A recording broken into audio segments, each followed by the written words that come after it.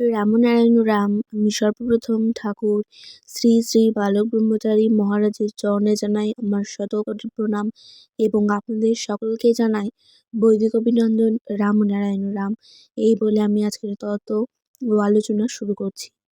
তত্ত্ব একটি উদ্ভাসিত সূর্য, যার আলোকে ভেতরকে আলোকিত করে দেয়।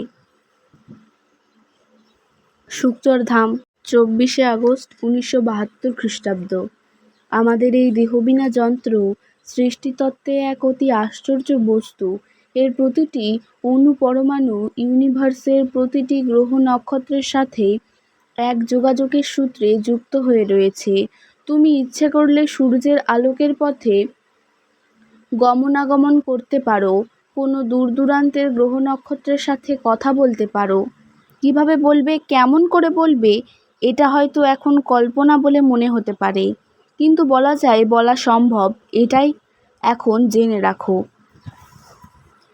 কাউকে হয়তো সূর্যের সঙ্গে কথা বলিয়ে দিলাম, অন্য স্টারগুলোর সঙ্গে লিংক রেখে একটা ফরেন প্লাগের মতন দিয়ে তার সঙ্গে কথা বলিয়ে দিলাম।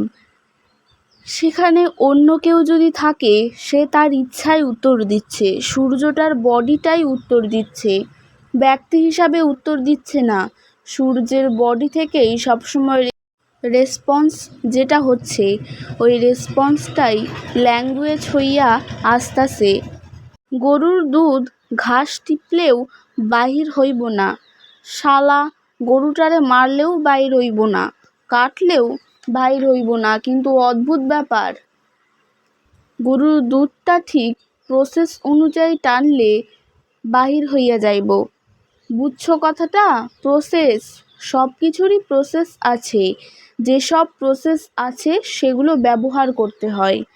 ঠিক সেরকম প্রসেস আছে। সূর্যের থেকে যে সাউন্ডটা হচ্ছে, সেই সাউন্ডটা নানা রকম ছাঁকনির ভেতর দিয়া আস্তে আস্তে আস্তে আস্তে শেষে যার যার ল্যাঙ্গুয়েজের ভেতর দিয়া কথা হয়ে বেরিয়ে যাচ্ছে।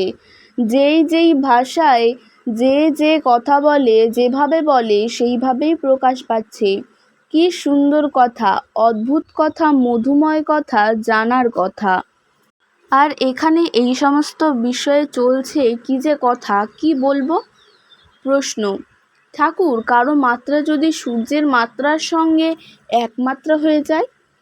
ঠাকুর, মাত্রা তো একরকম হয়ই, না হলে কি করে হবে? সূর্যের সঙ্গে এক মাত্রা হইলে তো ভালোই, তাহলে তো ভালোই হইল। মাত্রা সবারই এক হতে পারে, ইউনিভার্স এর সব মাত্রার সাথে এক হয়ে যেতে পারে। তোমার মনন শক্তির সাহায্যে মনে মনে মিশে যেতে হবে।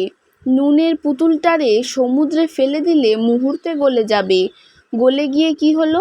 সমুদ্রের সঙ্গে এক মাত্রা হয়ে গেল, অর্থাৎ তৎস্বরূপ হলো, সমুদ্রের সর্বত্ব লাভ করলো। বুঝলে না?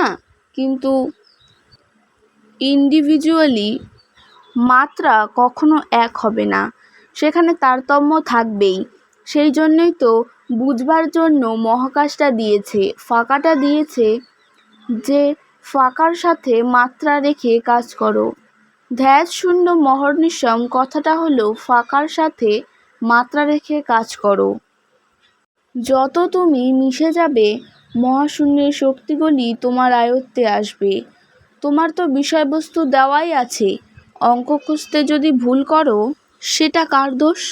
বুঝে করবা, না হলে হোঁচট খেতেই হবে। জন্ম যখন নিয়েছ, মাত্রায় না পৌঁছানো অবধি হোঁচট খেয়ে যেতে হবে। কেন? কিসের জন্য? কিভাবে হইতাছে? কোথা থিকা হইতাছে? কোনটায় অ্যালার্জি হবে এ ধরা মুশকিল। কিসে অ্যাসিড হবে, একটা একটা করে বুঝে বুঝে বুঝে বুঝে চলতে হবে, তা না হলে ধরা মুশকিল। এখানে আর অন্য কিছুই নেই। তবে সেই জন্যই এই পথের ধারা পথিক, তত্ত্বের ধারা পথিক, তারাই একমাত্র সবাইকে সেই পথে টেনে নিতে পারেন।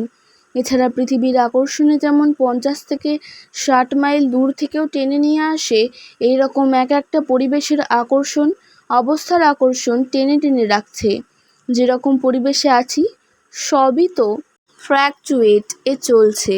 ফ্ল্যাকচুয়েটের জায়গায় যারা বাস করছে তারা সেই রকমই হবে।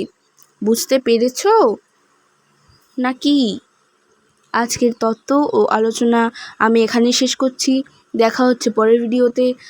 ভালো থাকবেন, সুস্থ থাকবেন। রাম নারায়ণ রাম।